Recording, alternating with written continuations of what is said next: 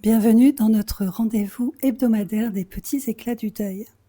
Il y a des questions qu'on ne voudrait jamais poser et des réponses qu'on ne sait pas comment formuler. Comment expliquer à un enfant que son parent s'est donné la mort?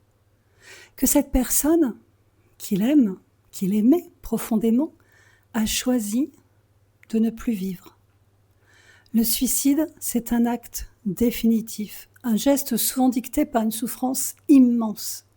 Pas une absence d'amour, pas une punition la plupart du temps, mais une tentative d'échapper à une douleur qui est devenue insupportable.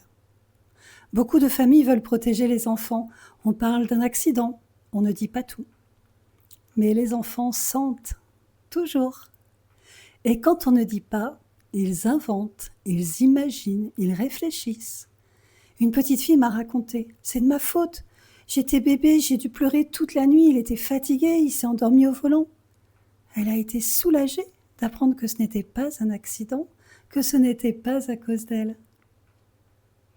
Un autre pensait que sa mère avait peut-être tué son père. Il était terrorisé à l'idée qu'elle parte en prison. Quand la vérité a été posée, il a pu souffler. Un petit garçon tapait tout le monde, il s'en prenait même à lui-même.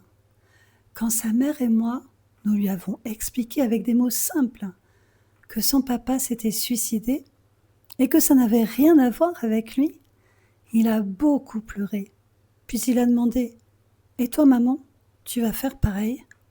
Et ce jour-là, il a recommencé à dormir. Mettre des mots, c'est éviter les secrets, c'est éviter aux enfants d'inventer pire que la réalité. Une bonne phrase pour commencer. Est-ce que tu sais ce qui est arrivé à ton papa? Et puis, écoutez, expliquez et écoutez encore. Les enfants ont besoin de vérité, de présence et de sécurité. Et si c'est trop difficile, on peut se faire aider. C'est même pour ça qu'on est là.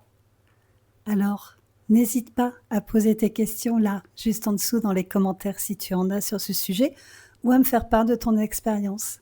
À bientôt pour continuer à parler vraiment du deuil. Merci de ton écoute.